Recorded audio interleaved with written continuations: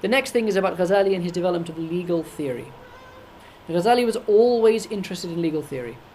One of the first books that he wrote was Al-Mankhul fil Usul.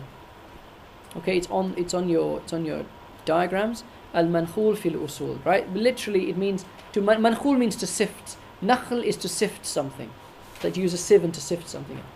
Okay, and he took Juwayni's great work, the Burhan, his great work in Usul al-Fiqh, and he summarized it. Again, he summarized it down. Very early work. He wrote and he shows in that work some evidence of independent legal thinking. He wrote another work called Tahdhib al-Usul, which was his own work of Usul, basically, which was a long work in Usul al-Fiqh. But the great work was Al-Mustasfa min ilm al-Usul. Okay, literally the quintessence of Usul al-Fiqh, the quintessence of Usul al-Fiqh. Okay, it was his last major work. His last major work, right?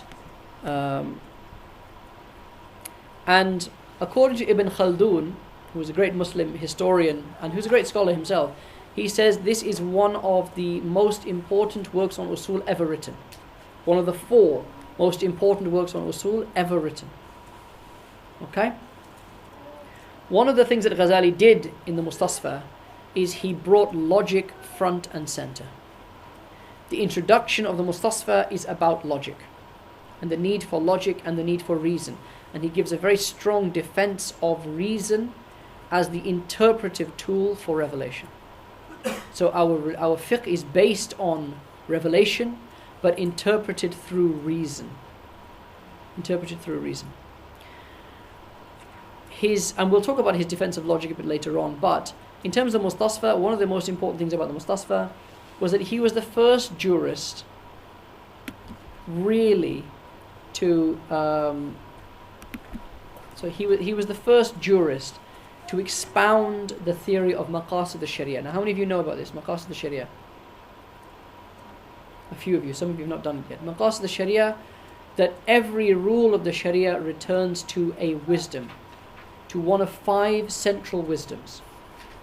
And those 5 central wisdoms are the preservation of religion, or of spiritual, let me put it another way, the 5 universal human rights. The right to know God, okay? The right to life, the right to intellect and thought, the right to family life, and the right to wealth, or the right to property. Okay? There are other formulations of it. They form the basis of, so the whole of the fiqh of family law, marriage, divorce, etc. It's all about the right to family life, the right to a family. Okay? The whole of trade is basically about the right to own property and to have disposal over your own property. To not have your wealth just taken away from you by someone. Okay? The right to life, the right to religion, and so forth. Okay? These are called the kulliyatul khams. The kulliyatul khamsa, the 5 universals. The first person to... Now, they have always been present in the law. They were present even when if you could look at the Hanafi usage of istihsan, of juristic preference, it's very much based. You can now, looking back, you can see, oh, okay, Abu Hanifa was talking about the right to life. Abu Hanifa was talking about the right to, preservation of property, justice, etc., etc. But the first person to make this explicit was Ghazali. In the Mustasfa. And that has influenced the whole of legal theory from his time onwards. Pretty much every single development in legal theory from Ghazali's time onwards has been predicated in some way around the maqasid al-sharia and how you use the maqasid al-sharia and so forth. Okay? And so, as it's said here, it formed the basis of Usul al-Fiqh going forward, and along with the work of his teacher, al-Juwayni, it was, which is the Burhan, it was the basis of Usul al-Fiqh going forwards from there, thenceforward. So, that's Ghazali in terms of fiqh and Usul al-Fiqh. Now in terms of theology. How are we doing for time? Okay. Ghazali was the greatest as the student of the greatest dialectic theologian of the age. Now, at this point, I'm bearing in mind who I'm talking, that you haven't studied some of this stuff. So, what is the difference between Aqidah? I should have mentioned this in Usul al-Fiqh. What's Usul al-Fiqh? Let's go back a slide, sorry. I forgot. What's Usul al-Fiqh? So, Usul al-Fiqh is a machine. Alright? Usul al-Fiqh is a machine. It's a computer. You put data in, and it spits out a ruling at the other end. That's what Usul al-Fiqh is. Alright? You say, here's the situation. What are we talking about? That abortion case. Here's the situation. Here's the Quranic verses. Here's a hadith. Put it into the machine. It goes to the machine, and you come up with a ruling at the end. That ruling is the fiqh. That's the legal ruling, that's the mas'ala and the answer. What does the machine do? How does the machine work? How does the machine come to a ruling? What does it weigh up? What does it give precedence to? What does it prioritize? That machine is Usul al-Fiqh. You had, in the early history of Islam, about 300 machines. About 300 machines. About 150 years later, you had 4 left. You had 4 left. Okay? Why? Some of the machines weren't very good. They just weren't very good machines. Yeah, they broke down. If you put the wrong type of ingredients into them, they don't know what to do. You get an error. You get an error message. Okay?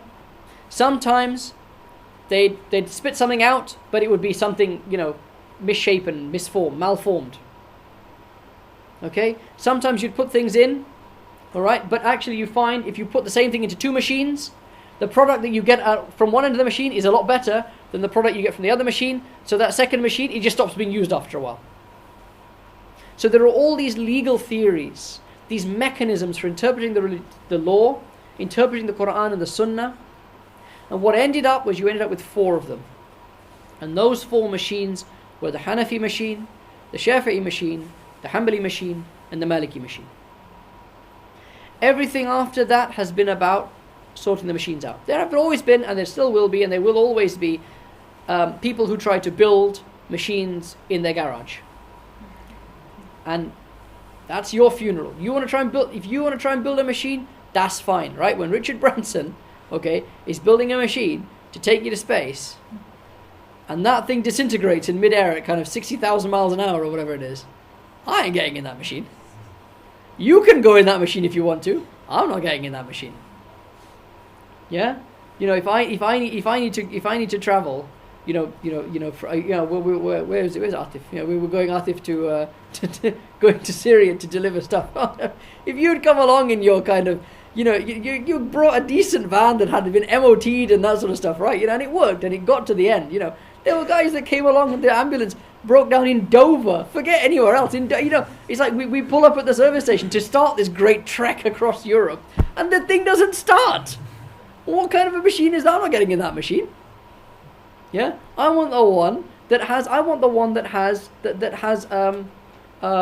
connection. What's the cigarette lighter connection? So that if I want to have warm tea, I can just stick it and have warm tea. I don't want the one that doesn't have that, so I'm drinking cold tea for 7 days. Right?